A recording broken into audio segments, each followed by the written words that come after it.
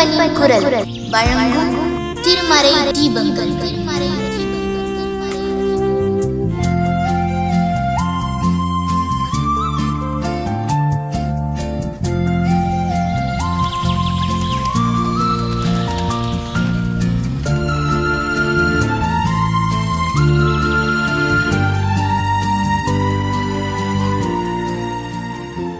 நிமிஷங்கள் நிமிஷங்கள் வாழ்க்கையின் நிமிஷங்கள் ஒவ்வொன்றையோடி மறைந்து விடும்.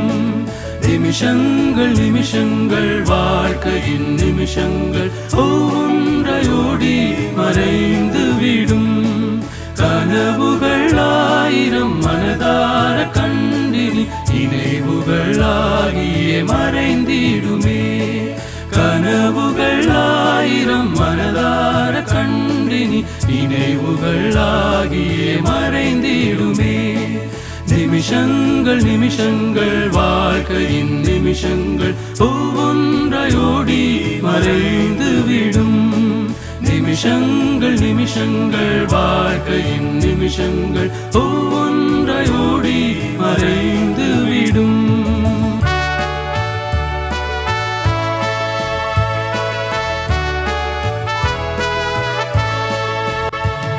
துளி துளி சாரலும் பெருவெள்ளமாகும், தனித்தனியாகவே சேர்ந்து விடும்.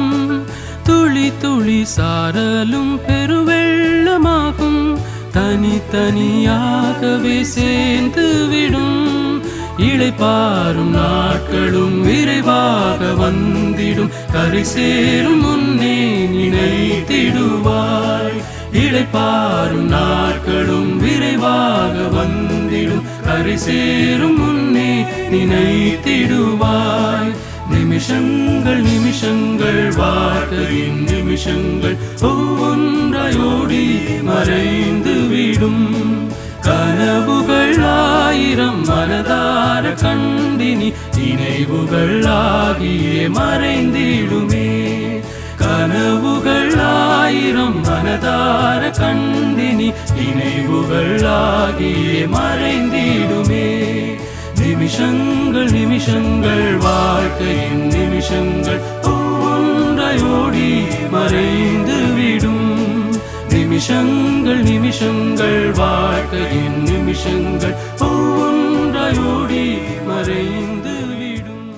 கிறிஸ்துவுக்குள் அன்பானவர்களே, Lent a time of redemption, Lent காலம் நாம் மீட்படைவதற்கான காலம் என்னும் தலைப்பில் தியானிக்க ஆயத்தப்படுவோம்.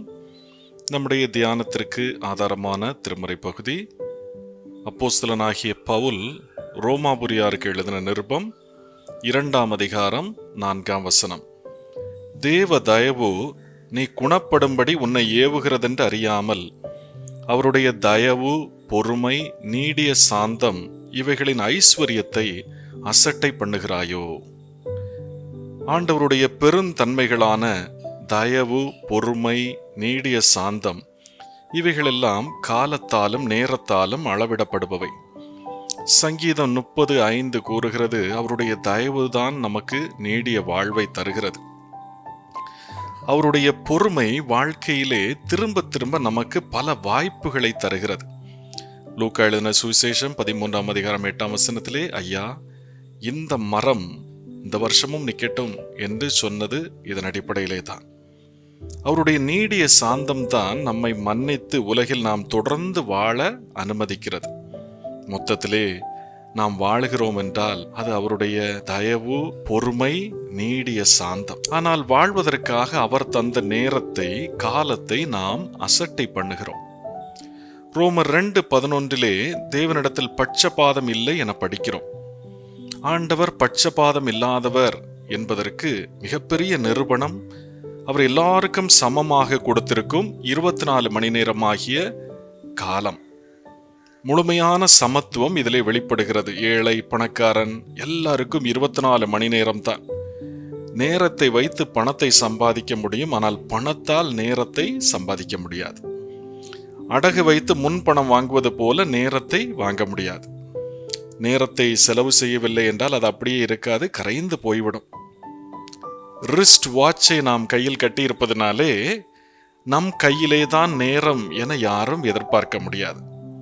நாம் திரும்ப மீட்டெடுக்கவும் சம்பாதிக்கவும் முடியாத மிகப்பெரிய வளம் நேரம். நம் வாழ்க்கை நேரத்தால் ஆனது. நம்மிலே பலருக்கும் கஷ்டமே இல்லாத வாழ்க்கை, போட்டியே இல்லாத வாழ்க்கை. நம் இடத்திற்கு நாம் ரிட்டையர் ஆகும் வரை யாரும் வரமாட்டார்கள். நமக்கு நிரந்தர வேலை இருக்கிறது, சம்பளம் இருக்கிறது. அதனால் நேரத்தை, அவருடைய தயவின் ஐஸ்வர்யத்தை, அவருடைய பொறுமையின் ஐஸ்வர்யத்தை, அவருடைய நீடிய சாந்தத்தின் ஐஸ்வர்யத்தை கண்டபடி வீணாக்குகிறோம், அசட்டை பண்ணுகிறோம். 1 மில்லி செகண்டின் மதிப்பு என்னவென்று தெரிவதற்கு ஒலிம்பிக் போட்டியிலே தங்க பதக்கத்தை இழந்து வெள்ளி பதக்கத்தை பெற்றவனிடம்தான் கேட்க வேண்டும் என கூறுவார்கள். 1 வினாடியின் மதிப்பை தெரிவதற்கு விபத்திலே தப்பியவனிடம்தான் கேட்க வேண்டும் என்று சொல்வார்கள். 1 நிமிடத்தின் மதிப்பு எவ்வளவு என்பது தெரிவதற்கு தூக்கு தண்டனை நிறைவேற்றப்படுகின்ற கைதியினிடத்திலே கேட்க வேண்டும் என்பார்கள். 1 மணி நேரத்தின் மதிப்பு என்ன என்பதை ஆஸ்பத்திரியிலே உயிர் காக்க போராடும் மருத்துவரிடம் கேட்க வேண்டும் என்பார்கள். 1 நாளின் மதிப்பு என்ன என்பதை 1 நாள் வேலை கிடைக்காத தின கூலியிடம் கேட்க வேண்டும் என்பார்கள். 1 வாரத்தின் மதிப்பை 1 வார பத்திரிகை ஆசிரியரிடம் கேட்க வேண்டும் என்பார்கள். 1 மாதத்தின் மதிப்பு என்ன என்பதை குறை பிரசவ குழந்தையை பெற்றெடுத்த தாயிடம் கேட்க வேண்டும் என்பார்கள்.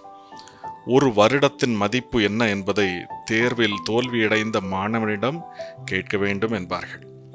தனது அறியாமை என்னவென்று அறிந்து கொள்வதிலும் புரிந்து கொள்வதிலும் தான் ஒரு மனிதனின் அறிவே வெளிப்படுகிறது.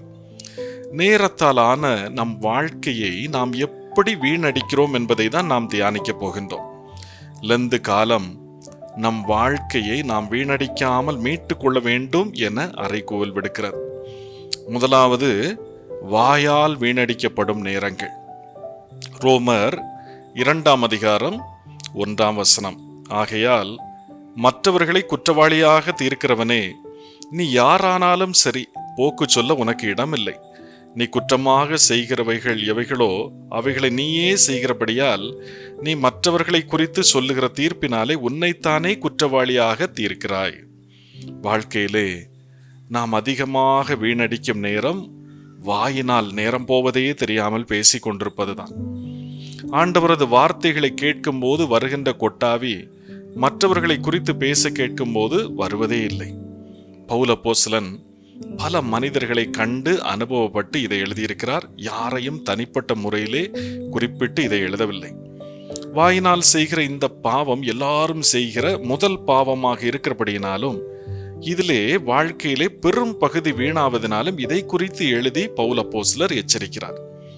டிவி சீரியல் தயாரிப்பவர்கள் சாதாரணமாக கதை சொன்னால் யாரும் அதை ஆர்வத்தோடு பார்க்க மாட்டார்கள். ஆகவே அதில் ஏதாவது ஒரு குற்ற செயலை மிகைப்படுத்தி கதை சொல்வார்கள். அப்பொழுதுதான் அது நெடும் தொடராக, நீண்ட தொடராக போய்கொண்டே இருக்கும்.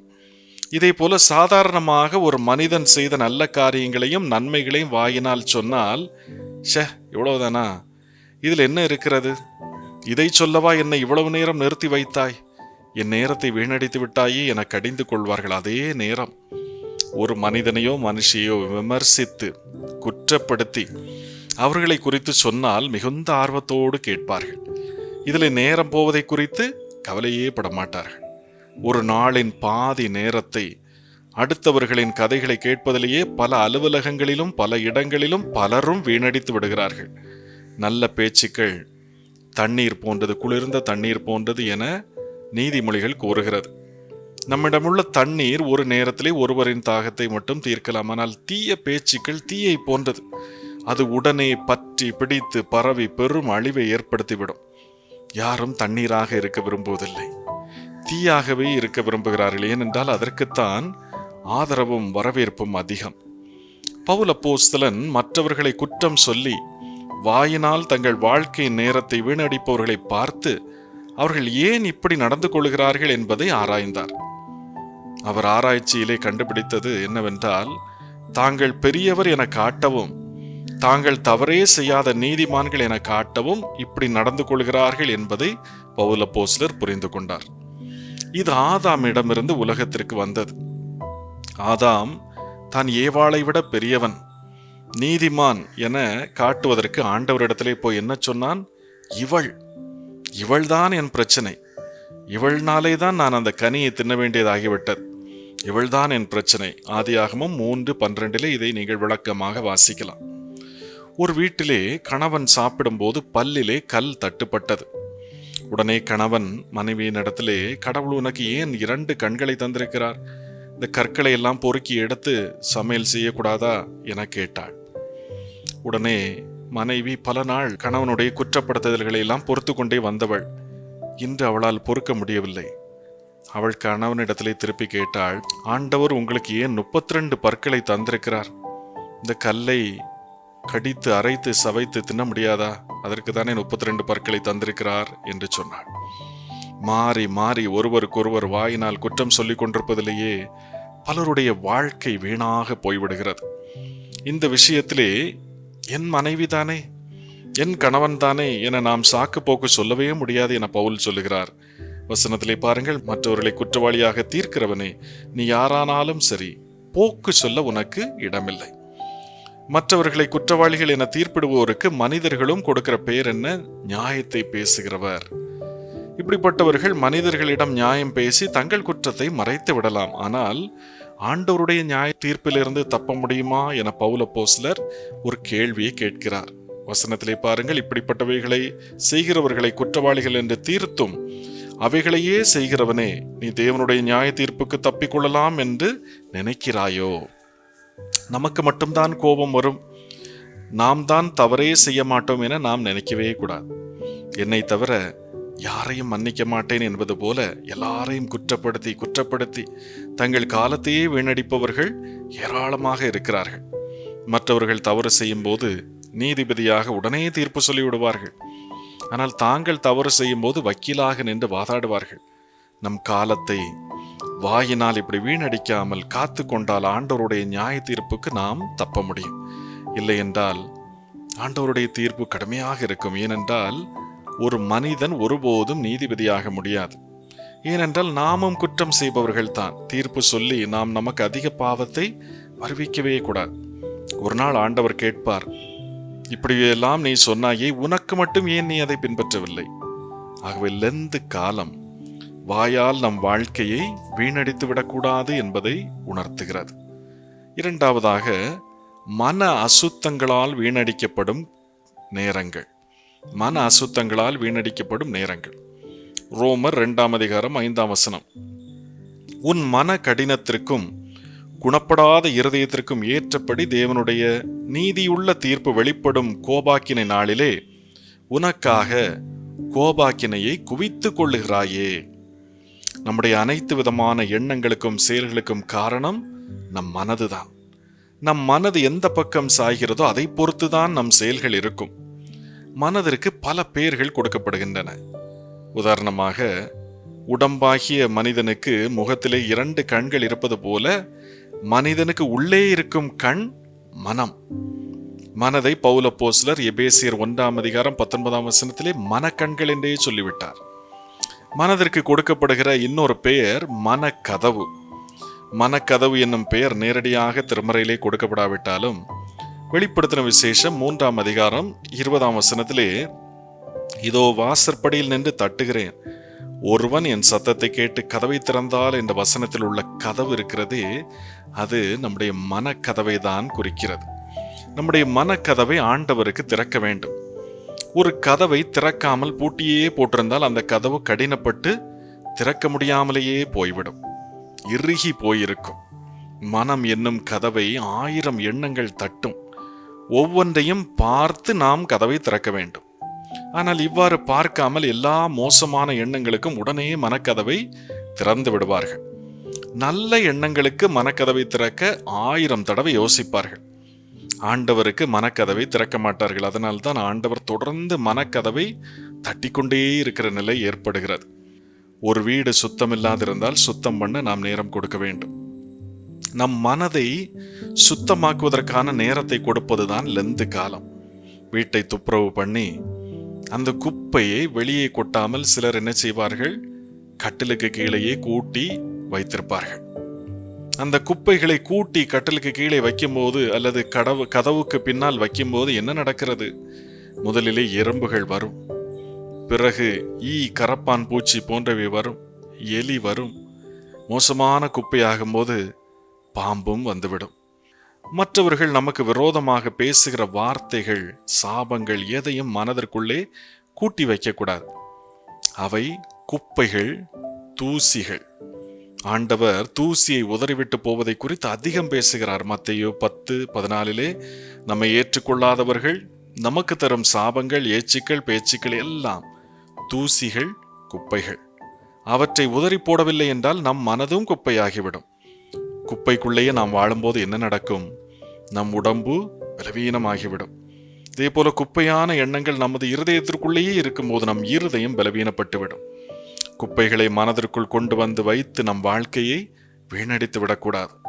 மன குப்பைகளை கிளறி கிளறி நம் நேரத்தை நாம் வீணடித்து விட வேண்டாம். ரோமர் 2:5 சொல்லுவதனால் மனதின் குப்பைகளை குவித்து ஆண்டவருடைய கோபாக்கினையை நாம் குவித்து கொள்ளக்கூடாது. நம் நேரத்தை நாம் நற்கிரியைகளை செய்வதற்கு பயன்படுத்தி பாவத்தில் சிக்கிவிடாதபடி நம்மை மீட்டு கொள்ள வேண்டும். அதை தான் இந்த நாளின் தலைப்பு சொல்லுகிறது. Lend a time of redemption. ரோமர் 2:6-7 தேவன் அவனவனுடைய கிரியைகளுக்கு தக்கதாய் அவனவனுக்கு பலனளிப்பார். சோர்ந்து போகாமல் நற்கிரியைகளை செய்து மகிமையையும் கனத்தையும் அழியாமையையும் தேடுகிறவர்களுக்கு நித்திய ஜீவனை அளிப்பார். பட்சபாதம் இல்லாமல் அனைவரிடம் அன்பு காட்டும் போது நம் மனம் அழகாகும். கஷ்டப்படுகிறவர்களை கருணையாக பார்த்தால் நம் கண்கள் அழகாகும். அவர்களுக்கு உதவிகள் செய்தால் நம் கைகள் அழகாகும். எந்த நிலையிலும் நேர்வழியிலே நடந்தால் நம் கால்கள் அழகாகிவிடும். நல்லவற்றை யார் சொன்னாலும் அதை காது கொடுத்து கவனமாக கேட்டால் நம் காதுகள் அழகாகிவிடும். எந்த உயர்நிலைகளிலும் பணிவாக இருந்தால் நம் தலை அழகாகிவிடும். ஆடம்பரமில்லாத உணவுகளை உண்டு வந்தால் நம்முடைய உடம்பு அழகாகிவிடும். எல்லா சூழல்களிலும் சிரித்த முகத்தோடு இருந்தால் நம் முகம் அழகாகிவிடும். நேரத்தாலான நம் வாழ்வை நாம் வீணடித்து விட வேண்டாம். வாழ்வில் கொடுக்கப்பட்ட இந்த நேரத்தை பரிசுத்தமாக நாம் வாழ பயன்படுத்துவோம். நம்மை பாவத்தின் பிடியிலிருந்து மீட்டுக் கொள்வோம். ஆண்டவர் இந்த லெந்து காலத்தை நமக்கு ஆசீர்வாதத்தின் காலமாக, மீட்பின் காலமாக தருவாராக. ஆமேன்.